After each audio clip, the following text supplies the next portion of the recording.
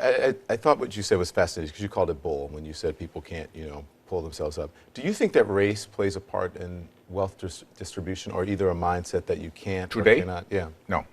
You don't? No, I don't. Hey, you and we're proof. Why would race have anything to do with it? Put your mind to what you want to do and go for that. It's kind of like religion to me. It's a good excuse for not getting there. Yeah. I said, and it's probably get me in trouble, but I said to some of my colleagues recently, I know that it's an issue, but it seems like every single day on television I'm talking about race, and it's because of the news cycle, it's in the news, but sometimes I get so tired of talking about it, I want to just go, this is over, can we move on? And if you talk about it, it exists. Right. Yeah.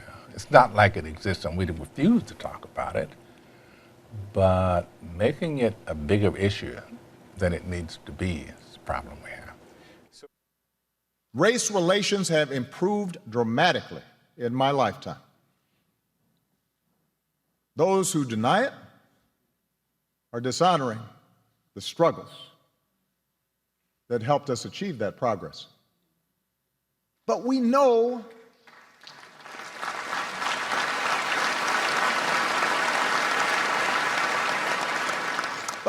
But America, we know that bias remains. We know it. You got more questions, but I tell you, if you have a problem figuring out whether you're for me or Trump, then you ain't black. Hey, Senator, why is it important for you to be out here today? We need a voice against racism. We need many voices against racism and against brutality. We need to stand up and say that Black Lives Matter. Romney wants to he said in the first 100 days, he's going to let the big banks once again write their own rules. Unchain Wall Street. They're going to put you all back in chains. Who built the cages, Joe? It was actually it was hurtful to hear you talk about the reputations of two United States senators who built their reputations and career on the segregation of race in this country. And it was not only that, but you also worked with them to oppose busing. And, there was a little girl in California who was part of the second class to integrate her public schools. And she was bused to school every day. And that little girl was me. And let's be very clear about this. When Vice President Biden was in the United States Senate working with segregationists to oppose busing, which was the vehicle by which we would integrate America's public schools, had I been in the United States Senate at that time, I would have been completely on the other side of the aisle. And let's be clear about this. Had those segregationists their way, I would not be a member of the United States Senate, Cory Booker would not be a member of the United States Senate, and Barack Obama would not have been in a position to nominate him to the title he now holds. How does that transition happen? How do you go from being such a passionate opponent on such bedrock principles for you, and now you guys seem to be pals? It was a debate. Not everybody landed punches like you did, though. It was a debate. So you don't mean it? It was a debate. That the whole reason, literally, lying dog-faced pony show. I want to bring in Congresswoman Gabbard. Congresswoman Gabbard, you took issue with Senator Harris confronting Vice President Biden at the last debate. You called it a, quote, false accusation that Joe Biden is a racist. What's your response? I want to bring the conversation back to the broken criminal justice system that is disproportionately negatively impacting black and brown people all across this country today. Now, Senator Harris says she's proud of her record as a prosecutor and that she'll be a prosecutor president, but I'm deeply concerned about this record. There are too many examples to cite, but she put over 1,500 people in jail for marijuana violations and then laughed about it when she was asked if she ever smoked marijuana. She blocked evidence. She blocked evidence that would have freed an innocent man from death row until the courts forced her to do so. She kept people in prison beyond their sentences to use them as cheap labor for the state of California. And she fought to keep cash bail system in place that impacts poor people in the worst kind of way. The bottom line is, Senator Harris, when you are in a position to make a difference and an impact in these people's lives, You did not. And worse yet, in the case of those who were on death row, innocent people, you actually blocked evidence from being revealed that would have freed them until you were forced to do so. There is no excuse for that. And the people who suffered under your reign as prosecutor, you owe them an apology. Senator, do you believe President Trump is a racist? Yeah, no question. How can you say that?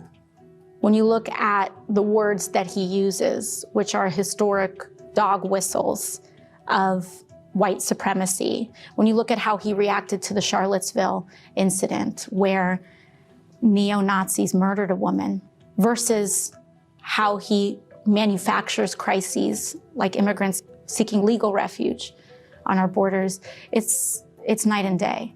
I think that there's a lot of people more concerned about being precisely, factually, and semantically correct than about being morally right. But being factually correct is important. It's absolutely important. You're a lying dog-faced pony soldier. We are living in a volatile political environment. You know, to just be grossly generalistic, you could put half of Trump supporters into what I call the basket of deplorables. What's happening in America? Civility out, shaming and shunning in. On the same weekend, White House Press Secretary Sarah Sanders is asked to leave a restaurant. Democratic Congresswoman Maxine Waters says don't let the public shaming stop with Sanders. And if you see anybody from that cabinet in a restaurant, in a department store, at a gasoline station, you get out and you create a crowd. And you push back on them. And you tell them they're not welcome anymore, anywhere. I believe vote Trump, damn it. You voted Trump! You voted Trump! Oh, yeah! Yeah, he voted Trump! She been 35. Yeah! Oh, yeah. Oh, y'all vote. I gotta do that to her. Damn. Beat his ass! All punches are not equal morally. Don't vote Trump! Don't vote Trump! Don't vote Trump! Yeah, this shit did it. I'd like to punch him in the face. Still in scut. Hey, y'all be gone though. Hey, take the lighter, shit.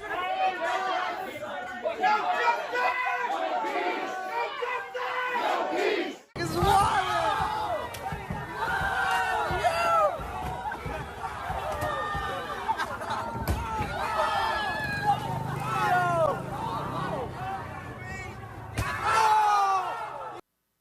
That whites and people of color experience the criminal justice system differently. Do you believe there is systemic racism in law enforcement? Absolutely. But it's not just in law enforcement, it's across the board. Not only do we need to disinvest in police, but we need to completely dismantle the Minneapolis Police Department. You're so mad at the police. You're hurting everyone else. You're so mad at the police. You guys killed my sister. For those who don't know, it wasn't the police who shot my sister. It was one of y'all. The Minneapolis Police Department is rotten to the root. All right, this is getting serious. Oh my goodness. Oh, wow.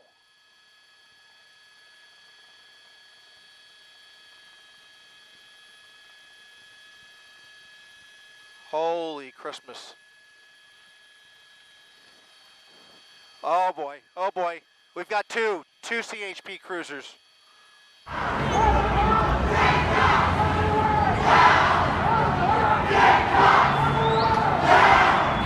Pigs in a blanket, fry like bacon. Pigs in a blanket, fry like bacon. Pigs in a blanket, fry like bacon. And I know that I speak on behalf of all 7 officers who, at about 4 o'clock in the afternoon, found themselves being doused in petrol by an individual with a watering can full of the stuff. It'll stay with us a long time.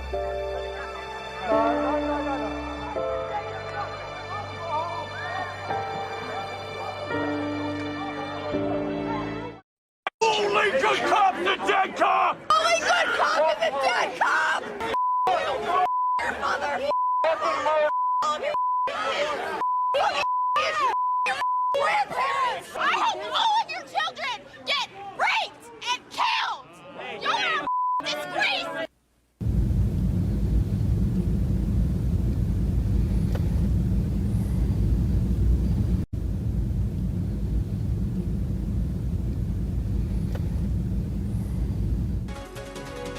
An update now to that breaking news out of Compton. We've just learned that 2 LASD deputies were shot by a suspect, both reportedly shot in the head, and both have been rushed into surgery. We hope that yeah, it's gonna be more.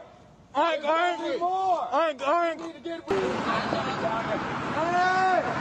Yo! I hope they die, motherfucker!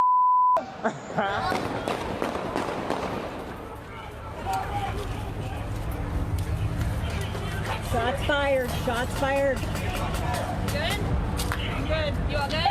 We're good. Everybody here? Good? Where do you want us to go? Where do you want us to go? Right there. Right there. Officer down. Right there. Officer down. Yes. Yes. Okay. What do you want to do? What do you want to do? Right here. Thank you. Oh, we got an officer down. 2 police officers were shot last night in Louisville. They're not the only police officers who've been shot recently for political reasons. They're just the latest. That's not front page news. No, it's not front page news. Tonight, thank God, both of those officers are still alive. A man called Lorenzo Johnson is under arrest for shooting them. It seems clear this was not a street crime. It seems clear these were attempted political assassinations. Lorenzo Johnson's social media posts don't look very different from Kamala Harris's Twitter feed, pro-BLM, outraged by the racist killing of Breonna Taylor. Whipped into a frenzy by media-generated lies, it is not surprising that people like Johnson would try to murder the police. In fact, they told us last night before they did that they planned to do that. Oh, y'all get ready to die. They just aired the police out. This the only it go up and come. Just got aired out, cuz. They just bust on the cuz. That's crazy. 2 sheriffs shot in the face. 2 sheriffs shot in the face. They tripping. Last weekend, Dorn was in St. Louis trying to protect a friend's store from looters, and he was murdered for doing it. The problem that bothers me, you says Black Lives Matter. I worked here part-time. Plus, I'm a part owner of this store. You said Black Lives Matter. Why don't you choke me? I'm black. Tell him, sister. Look what you did to my store. Tell him, sister. Look what you did to my store. Tell him, sister. That's right, because I got they back. These are my dudes right here. Good Look men. at the things you've done. Good men. Look. The Black Lives Matter. We've been here all night cleaning up. All night cleaning. And you got black people now, standing right here with them. Black tell people. me That's right. Black Lives Matter. Exactly. You lied. You wanted to loot the store. You needed money. Get a job like I do. Stop stealing. This is the neighborhood.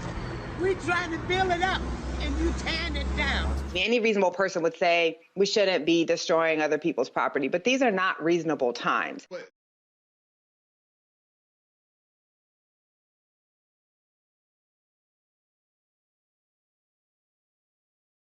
Now, too many see the protests as the problem. No, the problem is what forced your fellow citizens to take to the streets. Persistent and poisonous inequities and injustice. And please, show me where it says that protests are supposed to be polite and peaceful. What you're seeing behind me is one of multiple locations that have been burning in Kenosha, Wisconsin. Listen, there's, no organization is perfect. There was some violence.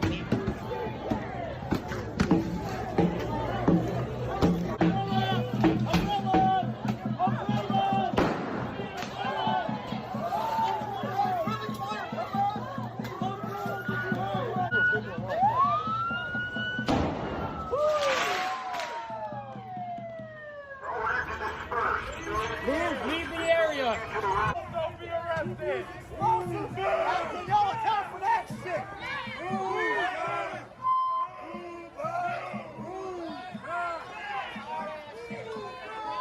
I want to be clear in how I characterize this. This is mostly a protest. It is not, generally speaking, unruly.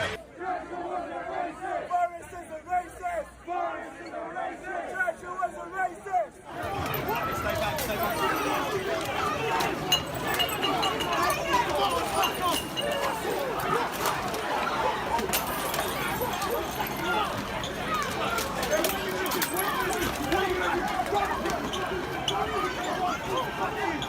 Run, Piggy, run! You okay?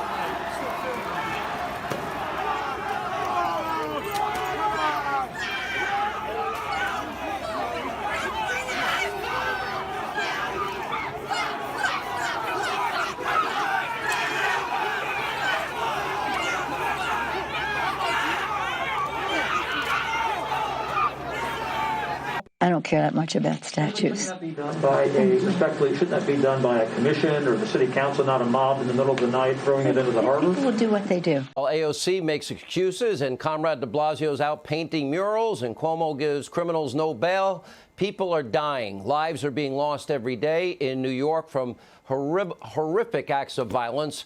1-year-old DeVell Gardner Jr. shot at a playground, 1 year old, in a stroller, innocent baby. Boy filled with all of God's potential. His life matters. Everybody talk about Black Lives Matter. What about baby lives? What about teenager lives? Like, you took an innocent child from a mother and a father, as well as the grandparents. And I don't think it's fair. DeVille, do you believe, based on what you know now, and no one's talking, that people thought that your son's life mattered? By the way they're conducting themselves right now? No.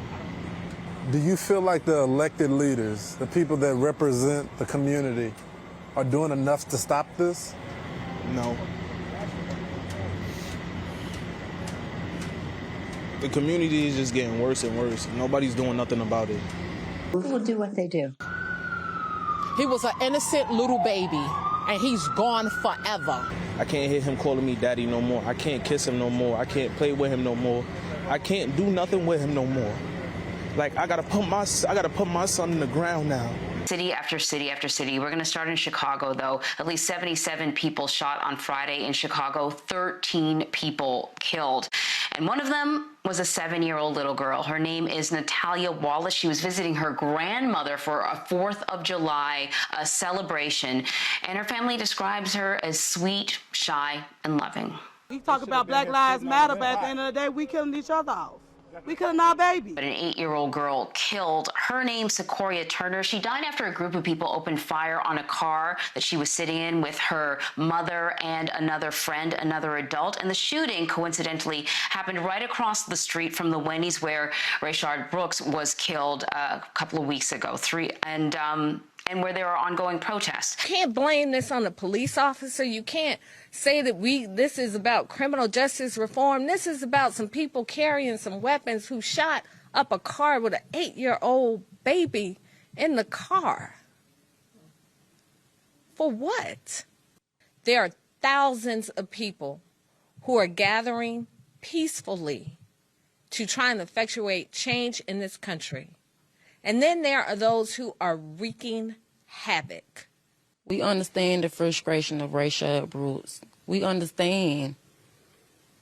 We ain't got nothing to do with that. We innocent. We didn't mean no harm. My baby didn't mean no harm. And then there are those who are wreaking havoc.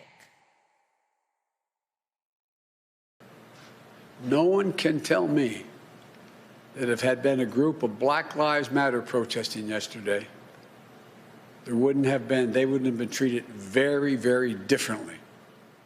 Rome would be laughing at him. They weren't so afraid of his Praetorian. Fear and wonder, powerful combination. You bring them death,